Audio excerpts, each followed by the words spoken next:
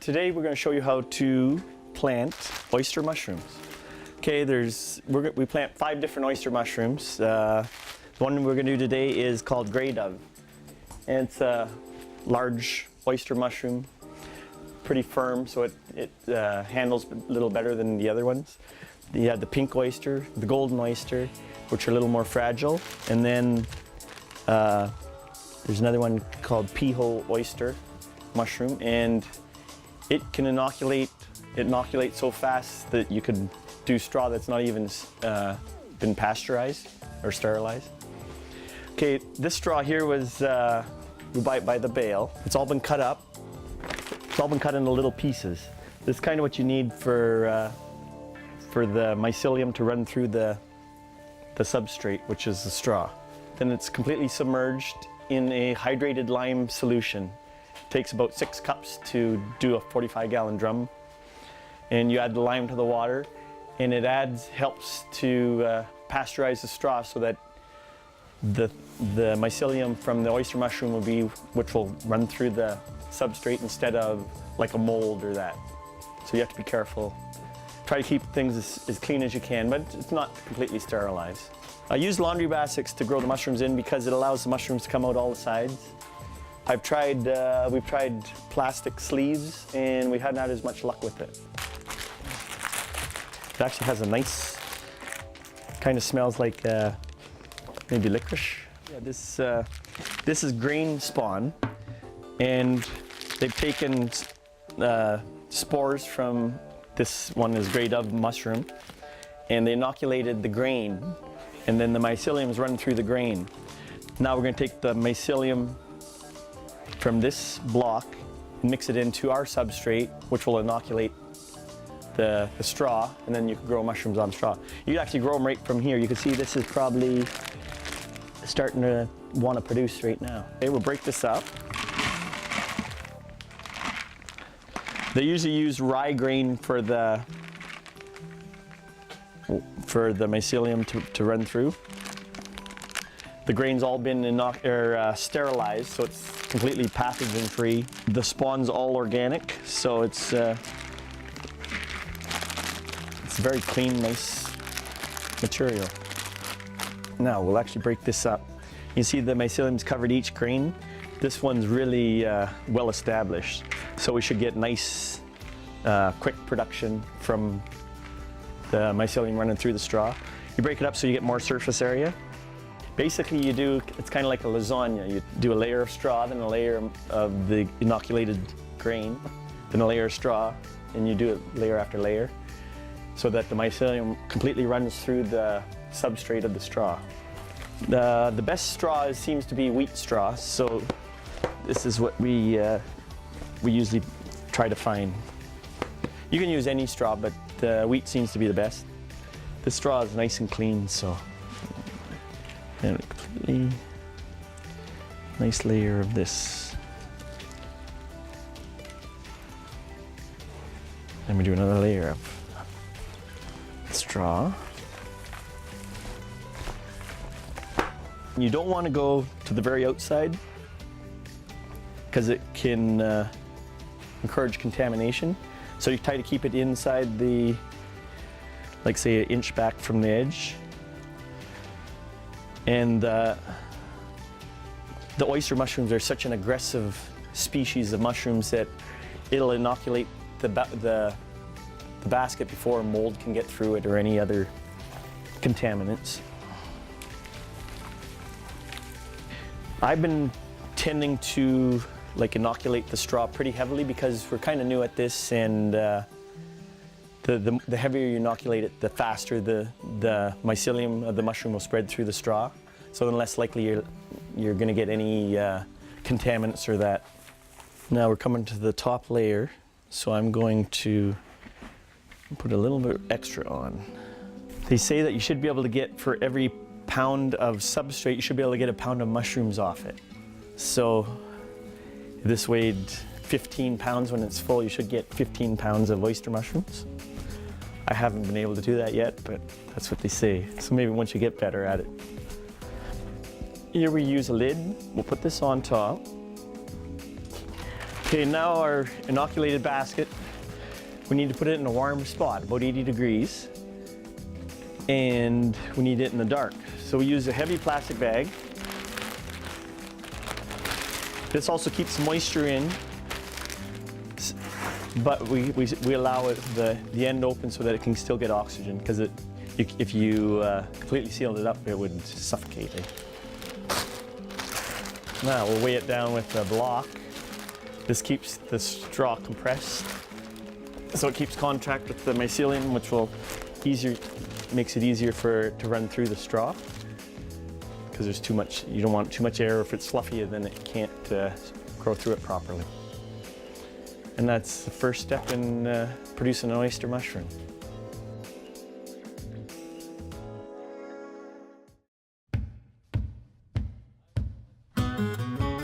We're going to plant wine cap mushrooms today.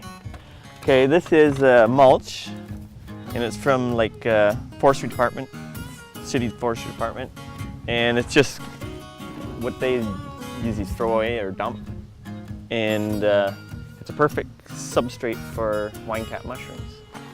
Rugosa annulata. Awesome meaty mushroom. It's kind of like a portobello, and we planted them for, this will be our third season. The first year it was a huge crop, so it was awesome. This is the spawn we get.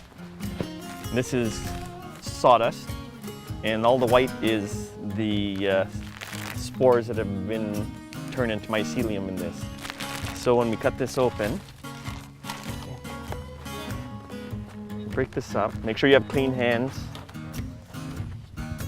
The bed that we had last year, I run it along my garage. It's on the east side. It's in the shade most of the day, so it's semi-shade. Because yeah, it's pretty shaded in this spot. We're gonna put a new layer of chips over the about an inch over the original bed is about 4 inches deep. We're gonna add a new inch of chips. This spawn that we have here from the company is inoculated with the wine cap mushrooms. This will just get covered in here. It's about a 1/4 cup per square foot of bed. Usually the 5-pound bag will do 50 square foot. And you want a fairly even coat of spawn. The wood chips is what the mushroom, the mycelium, the roots of the mushroom, will go through and it grows on, is the wood chips. They say if about 5 pounds for 1 cubic meter of wood chips. And it's a pretty good bed, like it'll produce hundreds of pounds you can get off it. For a covering, we only need about 1 inch of chips on this, eh?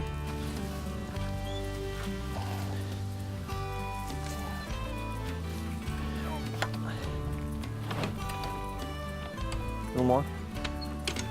Just water needs about 1 inch per week, same as most crops. And we're going to cover this with a layer of straw to hold in the moisture. And it needs 50-60 degrees in it. It's kind of perfect. It's a nice crop for Northern Ontario.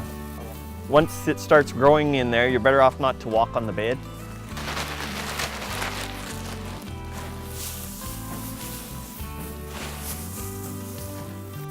Next year we should be able to just add 1 inch of chips, and it'll resubstrate and it'll regrow. You'll get them here for years and years. That will be it. Water it once a week. And then you wait for the mushrooms.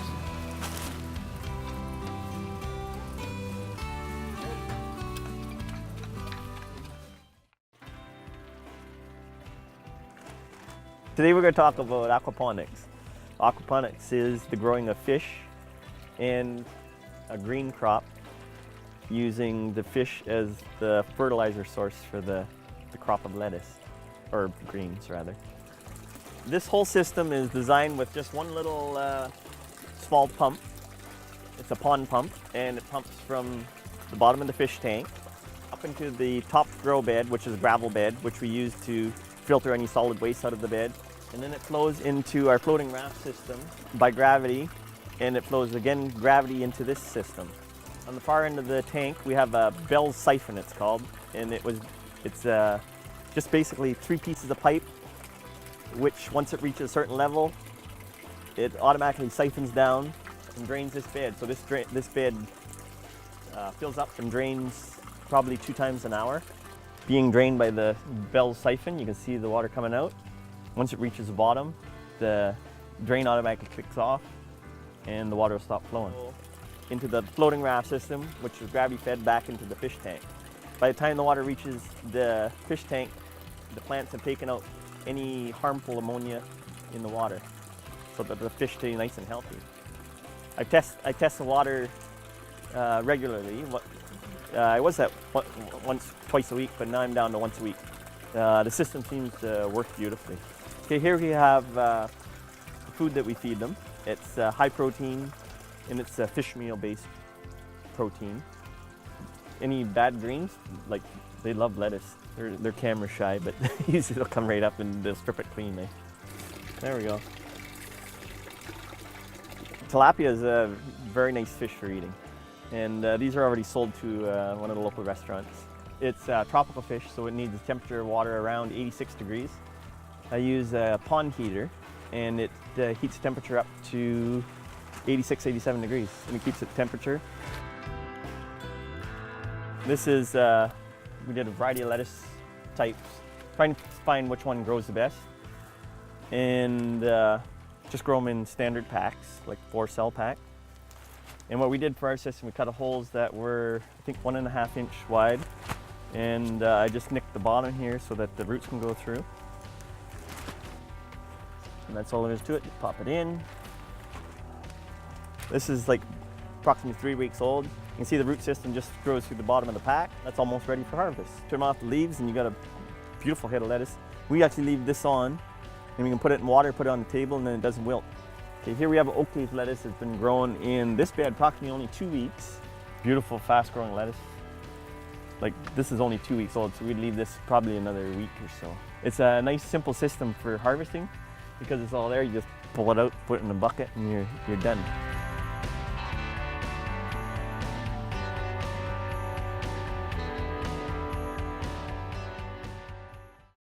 Today we're going to show you how to grow your own sprouts. We use the clamshell. You can get them online. We put holes in it so that the water can drain through. We use Pro Mix. This you can get from Shaw Milling, about 1/2 inch in the bottom. There's starting to be a really good, really nice demand for sprouts. They're very nutritious, like the shoots that you get from, like today we'll do peas and radish. Because it's such an immature plant, the seed, when it germinates, it creates a lot of enzymes in that normally isn't found in a bigger plant. So nutrition-wise, they're very packed with nutrients. You want your soil fairly wet so that the seed can have enough water to germinate. They usually aren't watered again until they start to sprout. One of the best-selling sprouts that we found are field peas. So there you have it. Put in about a handful here. You want enough so that you have enough shoots come up that it fills the container. Usually it covers the bottom, so it's about 2 ounces of seed you'd put on. Decon radish has a bit of a kick to it, but it tastes exactly like the radish. It's very interesting. Put enough to cover the bottom. Now we give these guys another drink. I actually snapped the lid down.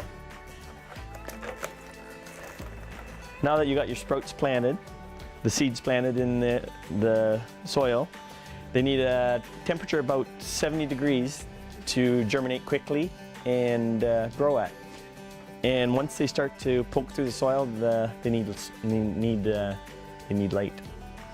So I usually grow them in the greenhouse, but under a fluorescent light would be just fine. So you can grow them on the kitchen counter. These were sprouts that we planted 7 days ago. You can see they're almost ready to go. Peas take a few days longer, but when they come up through the soil, we kind of have to rinse them off. So we just give them a quick rinse.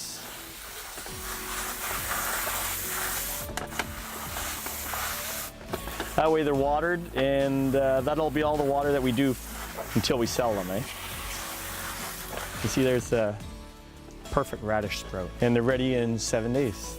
So like if you do it for yourself, you probably could plant once a week and you'd have all you'd ever need.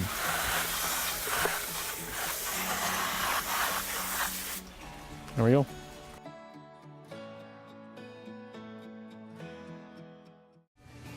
Today we're going to show you how to grow pineapple. This plant here is 2 years old, and it was started from the top of a pineapple. And as you can see, that we've got quite a few growing here at Bellevue Park, and the various stages from, this is a new one that just came out, say 10 days ago.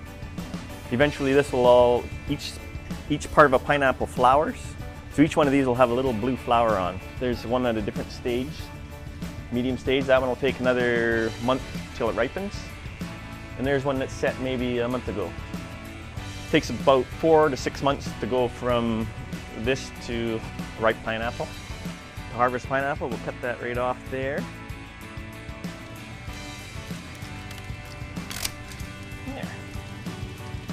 That's not a bad sized pineapple for the size of the pot. The size of the pot actually determines the size of the fruit you can grow. Here's another shoot from this pineapple. The biggest fruit comes from the first picking, and eventually this could fruit too. We're going to show you how to cut it.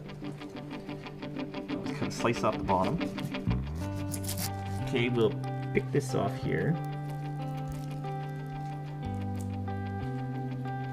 When you're picking one from the grocery store, try to get a top that's nice and green. You don't want it all yellow in the center, or else it probably will rot. Okay, now that we got our pineapple top, we're going to show you how to plant it. And we'll use some sand. Pineapple doesn't need a real fertile soil. When you're starting it at this stage, you don't want it to rot off, so the extra sand keeps the water moving a little better. Make a hole in the center. Make sure it's packed around it really good, because you need the soil contact with the cut stem. We'll let it go till it flows through. This will keep the humidity up around the plant so it doesn't lose water, especially when it's rooting. It'll be a while. Keep it misted, keep it watered. We just open it up, re-water it, put it back. This is our mist bed. We do a lot of our cuttings in here.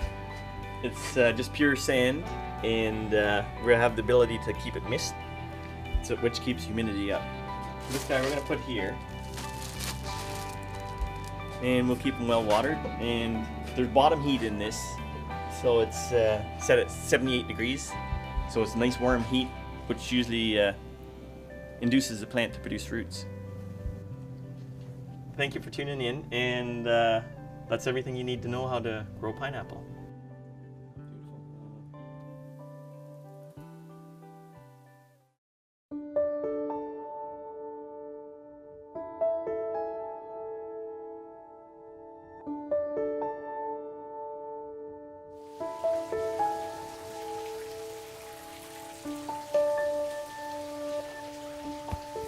Bellevue Park Greenhouse, we set up a perfect aquaponics system where you grow fish in the water.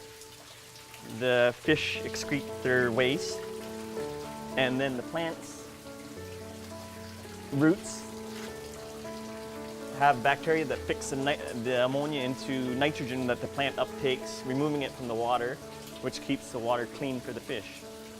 So it's like a whole cycle of the waste from the fish feeds the plants cleans the water for the fish.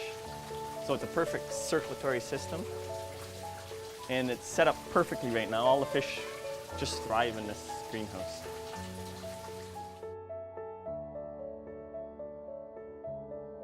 This water runs down our stream that we built from that pond to the next pond, and along the pond we have plants set up through the water, and the roots are fixing the ammonia from the fish, turning it into nitrogen, and the plant grows from the waste from the fish. By the time the water comes to the end of the creek, it's clean. As you can see, the plants keep the water crystal clear. Fish are just love it, eh? And it's goldfish and tilapia. We use the tilapia because it likes algae, so any algae that grows in the water, the tilapia loves it, eh? It's its preferred food. So it keeps the pond clean from algae.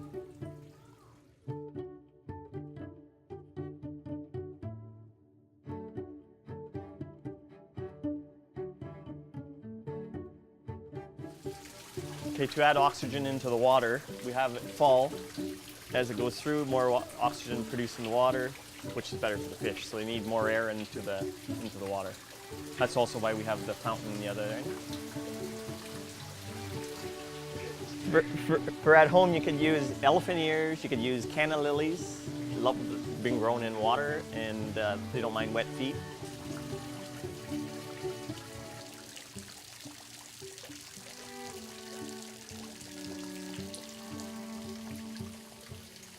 That's our aquaponics system that's set up at Bellevue Park Greenhouse. You can do one at home with aquarium, and it'll take a little bit of design work, but a smaller soil to plants to remove the ammonia from the fish.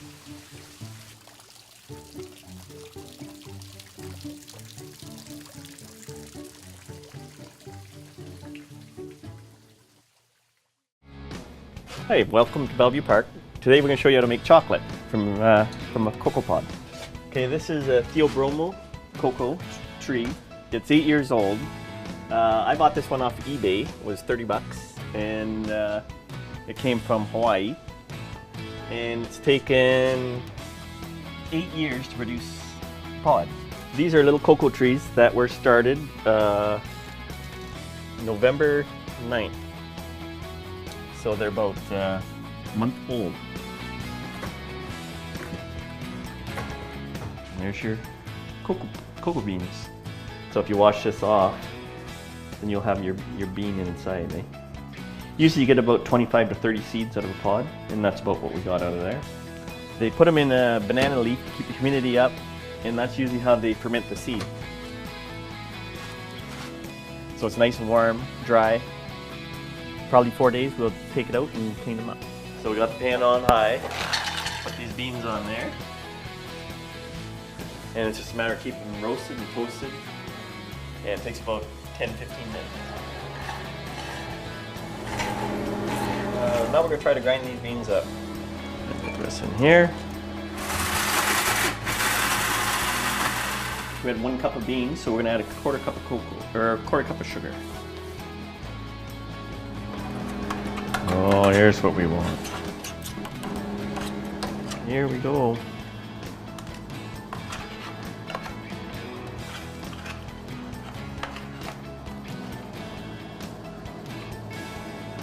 Oh my god, that's good. Oh, that's nice.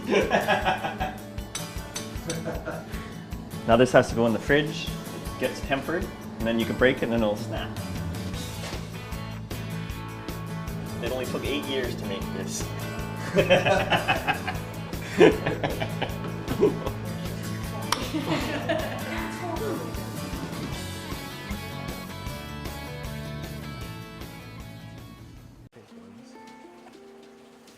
Welcome to Marshall Farms. Today we're going to discuss growing shiitake mushrooms, and we're going to do an update on our oyster mushrooms that we planted about a month ago. When you get the shiitake blocks, this is what you get ordered in. It takes about 2 weeks, and it'll go from that to this guy right here. Aren't those beauties? So this is about 2 weeks growth. As soon as you bring it, you get it double wrapped in plastic so it can't get air. Once you unwrap it and you give it oxygen and you give it the right temperature and humidity, then the mushrooms all come out like this. Now to pick these guys, we'll let Peter do it. He's his specialty. Usually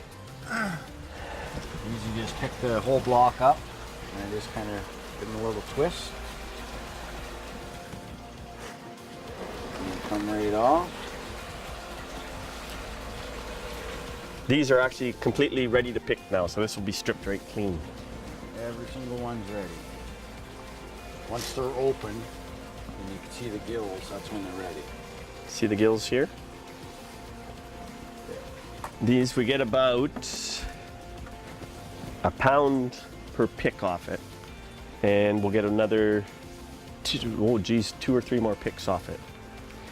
Once it's picked clean, we will let it dry out for 2 weeks. Then you give it the water again, the right humidity, and they'll reflush. And it's never as much as the first time that you get it, eh? Like this will be the biggest pick off of these blocks, eh? It's an interesting crop to tie us over till we have more other crops to pick for market. And it's something that grows nicely in the greenhouse. Yeah, it needs, like this type of mushroom needs light, so we put them up in the top. We'll show you where. Look at that, isn't that a beauty? These ones are sauteed up. They're a little bit firmer than some of the delicate mushrooms that we grow. So it's a little more substantial. But it's awesome on steaks and that, eh? And a lot go to Ember's restaurant, but most will be sold at the farmer's market, eh? This is how much we got off of 2 blocks of the shiitake mushrooms.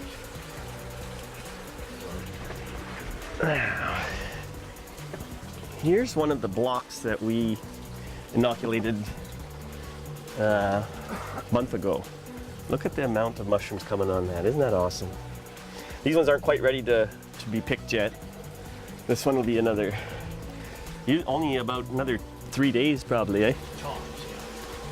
And all this is be picked. There should be probably 4 or 5 pounds off this one basket.